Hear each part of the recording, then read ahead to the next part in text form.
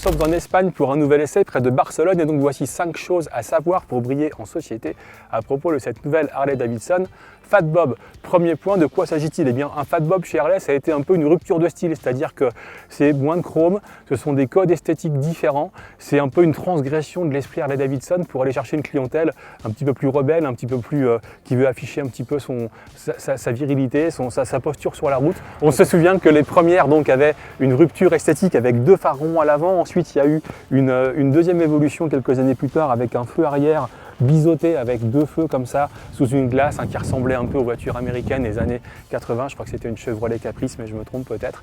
Et bien ça c'est l'esprit de la Fat Bob et alors aujourd'hui on est encore plus dans ce délire là parce que finalement c'est une Harley mais il y a des inspirations, je sais pas, on peut imaginer de VMAX ou de Ducati Diavel, en tout cas c'est vraiment différent de ce qui existe dans le reste de la gamme. Le phare avant à LED a été inspiré, on dirait presque une meurtrière de tank, grosse fourche inversée, double frein à disque, pneu un peu typé à crampons, un pneu avant de 150 mm. Regardez-moi cet échappement un peu cuivré au milieu, satiné sur la fin avec les 2 gros pots d'échappement très menaçants, très agressifs. C'est une machine qui a vraiment une posture assez impressionnante sur la route et c'est ça l'effet recherché un peu à Harley-Davidson pour qualifier cette Fat Bob. Deuxième point, il y a aussi, au-delà d'une rupture de style, une rupture philosophique, car l'ancien modèle, souvenez-vous, c'était une Dyna. La Dyna, c'était un châssis particulier avec un double amortisseur arrière sur le côté notamment. Et bien maintenant, c'est plus une Dyna. La Fat Bob a été intégrée à la famille des Softail. Softail, ça veut dire, on dirait un cadre rigide, mais ce n'en est pas un. Il y a donc un amortisseur arrière qui est caché. Il n'est plus sous le cadre comme par le passé, il est maintenant en position centrale ici entre l'épine dorsale et le bras oscillant et c'est ce qui explique que cette machine a totalement changé mais elle espère quand même, elle essaie de garder un peu toute l'ADN et tout le sel de ce qui caractérise le Fat Bob depuis le début. Troisième point, donc ce cadre, nouveau cadre donc, qui caractérise les modèles 2017 de la famille des Softail.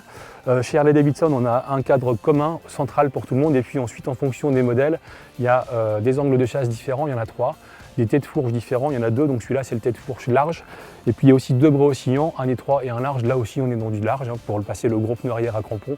Encore une fois, c'est la posture agressive de cette moto. Ce cadre, eh bien, il permet un poids plus léger que par le passé, surtout une plus grande rigidité, on dit 34% par rapport aux autres familles des Softail, mais il se trouve que, rappelez-vous, la Fat Bob étant une Dyna, par rapport au cadre précédent, on est carrément à 75% de rigidité en plus, et ça on le sent vraiment en dynamique. C'est une moto, on va pas dire sportive, on n'en est pas là, mais tout de même joueuse. On peut commencer à conduire un peu brutalement, à forcer les appuis, à retarder ses freinages, et elle délivre beaucoup de plaisir, même à quelqu'un qui est habitué à des roadsters japonais ou autres plus performants que ça. Quatrième point, le moteur. Eh bien, du Milwaukee 8, 8 soupapes.